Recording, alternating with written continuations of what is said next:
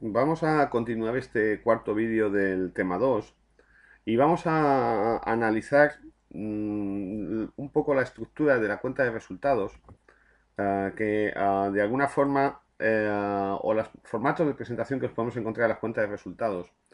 que nos van a ayudar a hacer un análisis o una adecuada interpretación económico-financiera. Os sugiero que en la resolución de los casos estructuréis con las distintas alternativas que os damos en este capítulo la cuenta de resultados de tanto McDonald's como Inditex, que son los dos casos prácticos Harvard que vamos a resolver. En primer lugar, bueno, la estructura de cuenta de pérdidas y ganancias es un estado financiero, es decir, dentro del sistema de información contable es unos documentos que se integran dentro de esas cuentas anuales o estados financieros de interés general, que es como se refiere las NIF a ellos, que tiene un carácter dinámico dado que recoge los gastos e ingresos que se han producido durante una unidad de tiempo, que generalmente será un año. Nos da información sobre cómo se ha obtenido y de qué manera podemos analizarlo o cómo va generándose la riqueza, si hemos vendido mucho en nuestra actividad o en ingresos accesorios, si nuestros gastos se han disparado, es decir, nos permiten de alguna forma controlar, por así decirlo, lo que sería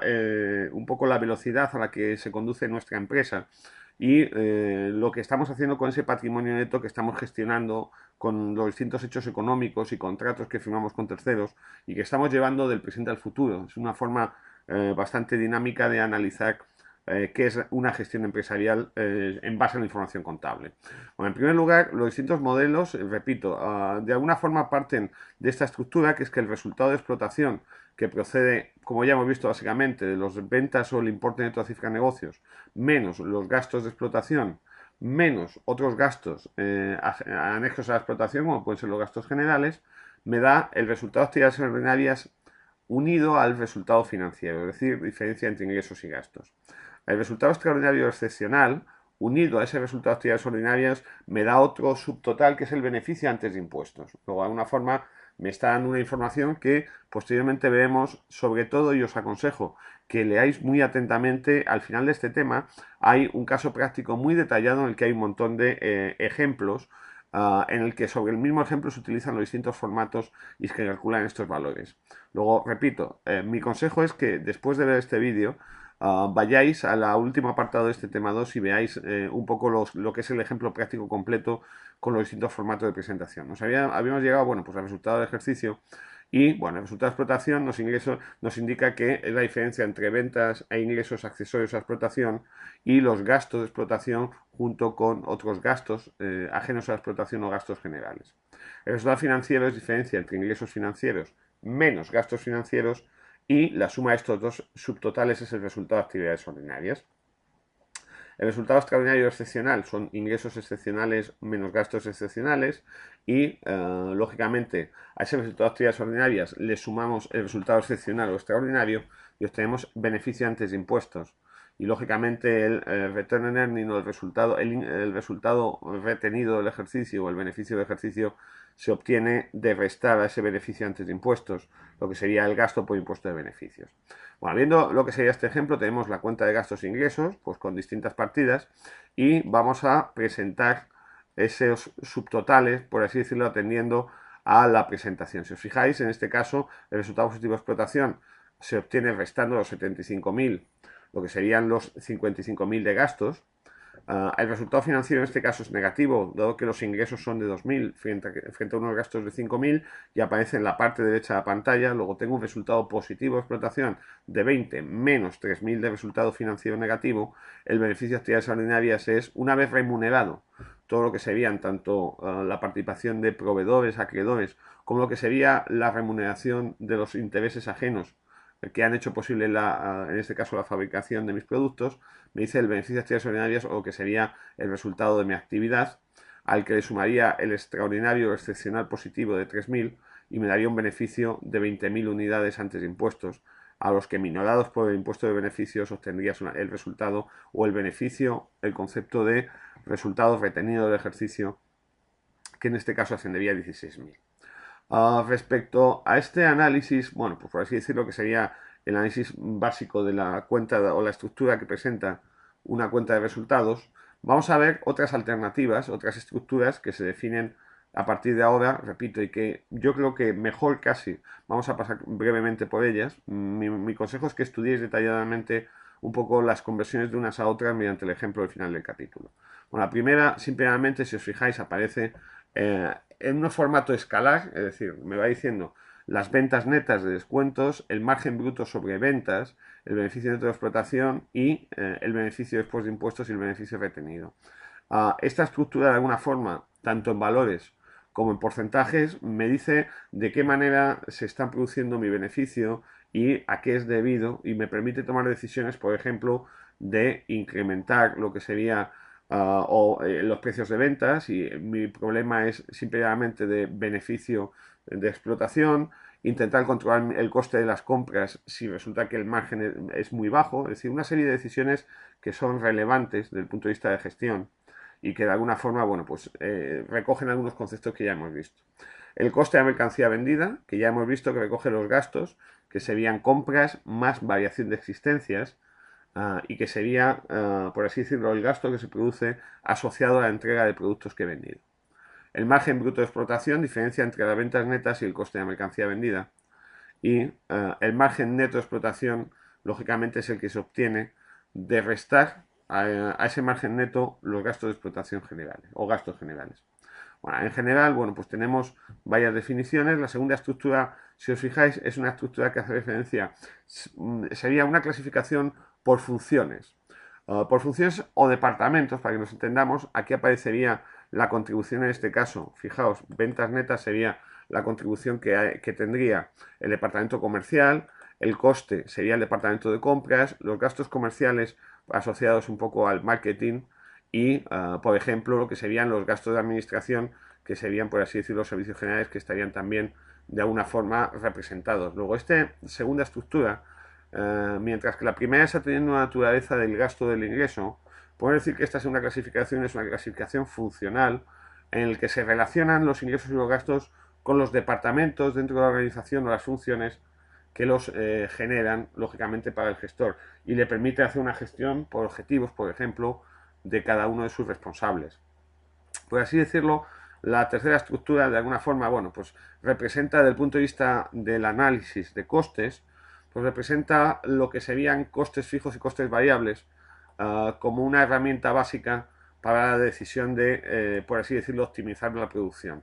Luego, por así decirlo, la tercera sería una presentación de la cuenta de pérdidas y ganancias analítica, o en la que se describe, por así decirlo, de qué manera bueno, pues se obtiene ese beneficio atendiendo básicamente a las ventas netas y luego a aquellos costes que varían en base a mi volumen de producción y aquellos que son fijos atendiendo a mi volumen de producción. Luego, de alguna forma, esta tercera, por así decirlo, podemos llamarla una cuenta de pérdidas y ganancias analítica, y que me es interesante desde el punto de vista de tomar decisiones, por ejemplo, para externalizar determinadas partes de mi producción como los costes fijos, o bien para valorar cuál es mi precio o a qué volumen de producción obtengo beneficio e intentar, por ejemplo, franquiciar mi negocio o explotarlo en otras áreas geográficas desde el punto de vista, bueno, pues de una estrategia puramente de análisis de los costes de mi producción. El último concepto que sí que queremos explicar bien también y de forma detallada es un concepto fundamental. Habréis oído hablar del cash flow. El cash flow es un concepto que podemos identificar con un término anglosajón que se llama EBITDA. El EBITDA, como tenéis aquí, hace referencia al beneficio antes de los intereses, el gasto por impuesto de beneficios, la depreciación y la amortización. Desde el punto de vista contable, la diferencia entre depreciación y amortización hace referencia a que es una sutileza, pero bueno, os la explico porque creo que es interesante que la conozcáis. Los inmovilizados materiales, como tienen presencia física, se deterioran por su uso o se deprecian. Luego, la depreciación es como se entiende el gasto por amortización relacionado con inmovilizados materiales. Junto a estos inmovilizados materiales hay otros activos no corrientes, como pueden ser los gastos de investigación y desarrollo, o los activos intangibles. Por ejemplo, si yo pago por tener un canon de explotación de un recurso natural, esa inversión que hago que me permite sacar, por ejemplo, carbón durante 10 años, es un activo intangible que también se amortiza. Esa amortización, por así decirlo, recoge la recuperación financiera de la inversión que he hecho en el canon, pero lógicamente no puede depreciarse algo que no tiene presencia física. Luego, a efectos prácticos, la amortización es la recuperación financiera en general y específicamente de activos intangibles, y la depreciación es la amortización de los inmovilizados materiales, para que nos entendamos. Si os fijáis, bueno, pues aquí tenemos la cuenta de resultados atendiendo a este formato, me permite obtener este valor que, por así decirlo, es el que me permite devolver los préstamos, o es el flujo de caja aplicable, por ejemplo, al reembolso de los préstamos, y me dice que, por así decirlo, con esta cantidad es con la que yo debo de hacer frente a los préstamos que tengo comprometidos en cada año. Hace referencia al flujo de caja que se materializa en la tesorería de la empresa. ¿Y por qué sumamos las amortizaciones? Cuando habíamos dicho anteriormente que la amortización era un concepto de gasto contable que me permitía hacer un ahorro y recuperaba la inversión del inmovilizado material, esa tesorería que voy recuperando la inversión voy convirtiendo un inmovilizado material en caja, en saldo en bancos. Luego la amortización, aparte de un mecanismo de asignación de un gasto, es un procedimiento, un método que aflora en el balance de situación de qué manera voy convirtiendo en tesorería la inversión que he hecho. Si os acordáis, teníamos el ejemplo de un vehículo de 100.000 unidades que cada año se iba amortizando. Y esa amortización anual de 10.000 unidades iba minorando el valor en libros. Decíamos, el primer año la compro en 100.000, el segundo año aparece en el inmovilizado material 90, 80, 70, hasta que a los 10 años vale cero. Ese mecanismo que suponía que se iba restando la amortización acumulada o lo que iba metiendo en cada año en pérdidas y ganancias, lo que refleja es que ese gasto se va quedando en la tesorería, o dicho de otra manera, el beneficio contable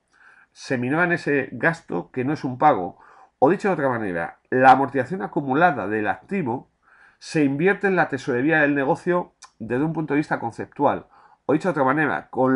el gasto de amortización no va aparejado una salida de tesorería.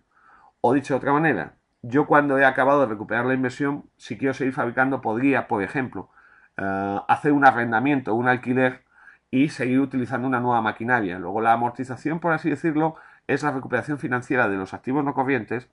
y de alguna forma se ajusta en este término de vida porque me da el flujo de caja libre que yo puedo utilizar para reembolsar préstamos o, por ejemplo, para hacer nuevas inversiones. Luego es un término que relaciona la contabilidad con la finanza pura y dura del flujo de caja. Luego es un término que es, por así decirlo, un indicador del resultado y que, por así decirlo, en algunos casos, como podemos ver, bueno, pues es relevante a efectos de simplemente determinar cuál es la capacidad de devolución de préstamos o cuál es el flujo de caja cuando analicemos el BAN, por ejemplo, de una empresa a lo largo del tiempo. Finalmente y muy brevemente, y recordándoos que a continuación viene un capítulo muy interesante que os pediría que leyerais atentamente del manual, vamos a ver algunas cuentas contables que os pueden llamar la atención de una cuenta de pérdidas y ganancias más detallada. Ya hemos hablado de los consumos de existencias como gastos, que hemos dicho que es el coste de los productos vendidos y que van las compras más la variación de existencias. Los intereses por descuento de efectos son gastos financieros en los que incurro por conseguir tesorería a cambio de, por ejemplo, una letra cambiaria o algún documento que pueda tener en el que haya materializado como garantía de cobro a mis clientes. Hay gastos, lógicamente, de publicidad, propaganda, gastos de marketing o comerciales y aparecen las pérdidas de créditos comerciales incobrables. ¿Qué ocurre? Hay gente que entra en suspensión de pagos y que nos debe dinero. Luego, cuando ese derecho de cobro, por así decirlo, se produce en un fallido o se entiende que es un quebranto definitivo, se da de baja el activo que tenía de 6.000 unidades. Tenía cuenta cobrar de 6.000, no voy a cobrar nunca más, luego deshago el activo y hago un adeudo a gastos a estas cuentas. He perdido 6.000 unidades de activos que ya no voy a convertir en tesorería y a cambio, por así decirlo, doy de baja el activo del balance, dado que no se me va a convertir en tesorería. La dotación a provisión para insolvencias es un deterioro de insolvencias o es una corrección en el valor de la cuenta a cobrar. En este caso no se ha producido una baja definitiva, sino que de alguna forma entiendo que a lo mejor en vez de cobrar 6, pues a lo mejor voy a cobrar solo 5 o solo 4. Luego es una corrección en el que intento aproximar el valor contable del activo a la cantidad de tesorería que espero recuperar. El impuesto sobre beneficios, lógicamente, es otra partida de gasto. Y finalmente las cuentas de ingresos, si os fijáis, los rappels por compras. Claro, yo cuando me dan un 5% de todo lo que le compro yo a un proveedor a final de año como un ingreso, se corresponde como o un menor importe de la compra o un ingreso que obtengo por ese rappel por yo ser un gran comprador. Los rappels sobre ventas, lógicamente, para mí serán un gasto, será un menor importe de las ventas o será un mayor gasto o consumo. Las diferencias positivas de cambio ya habíamos hablado antes que se incluían como ingresos financieros cuando estaban asociadas a partidas monetarias, que son todas aquellas que están lejos del patrimonio neto y del inmovilizado, para que lo tengáis de un punto de vista prácticamente directo y sencillo. Luego, la diferencia positiva de cambio es la revaluación o el aumento del valor de los derechos de cobro, por ejemplo, en otras divisas, como consecuencia que los tipos de cambio del principio del ejercicio a final de año han subido y me favorecen. Y lógicamente contabilizo un ingreso financiero para que ese activo derecho de cobro refleje la entrada de tesorería a los cambios nuevos más altos. Finalmente, algo que ya hemos hablado, si os fijáis, subvenciones oficiales a la explotación es un ingreso que me cubría una determinada pérdida por la fabricación de un producto o para cubrir directamente la pérdida de mi negocio. También hay una cosa que habíamos hablado antes, las subvenciones de capital se incluyen en el patrimonio neto. La contabilización de subvención de capital es sencilla. Me dicen, compres una máquina de 10.000 que yo le doy 5.000. Bueno, pues yo compro la máquina, inmovilizado material 10.000 y pago 5.000 en tesorería, que es salida de activos, y me dan una subvención de 5.000, por así decirlo, o bien paga el Estado directamente a mi proveedor. Contablemente tengo 10.000 unidades en el activo, 5.000 menos de tesorería y 5.000 en patrimonio neto. ¿Qué ocurre? Que esa subvención que recibo en capital va de alguna forma a irme recuperándose o se va a ir llevando a ingresos a lo largo que ese inmovilizado material se va utilizando. Si suponemos que es el coche de 100.000 unidades, pues lógicamente a lo largo de los 10 años voy a ir llevando por décimas partes la subvención que me dieron. Luego, el ingreso o la forma en la que se va realizando, en ese caso, o traspasando a pérdidas y ganancias la subvención que cobré, pues en el caso de los inmovilizados materiales es sencilla. Es al mismo ritmo que ese activo se amortiza, o dicho de otra manera, el importe que he cobrado de subvención lo voy a ir llevando a pérdidas y ganancias a lo largo de la duración temporal del activo que voy a estar usando. Luego, por así decirlo, la diferencia entre registrar subvenciones oficiales de explotación, que es un ingreso de pérdidas y ganancias, y la subvención de capital está claro. Mientras que en una son resultados del ejercicio inmediatos, en la segunda es un cobro anticipado que he realizado y que voy a ir llevando a ingresos, pues de alguna forma dilatada en el tiempo y de una forma que está relacionado con la vida útil del activo que estoy subvencionando. Bueno, con este cuarto y último vídeo finalizamos los tutoriales de este tema 2 que espero que os hayan servido de ayuda y simplemente, bueno, pues recordaros que con esto pretendo animaros a su lectura y estudio más detallado y sobre todo centrados vosotros en estudio de los casos prácticos que se incluyen, que yo creo que son sencillos, didácticos, pero son bastante instructivos para todos aquellos que posteriormente queráis utilizar estos sistemas de información para resolver con éxito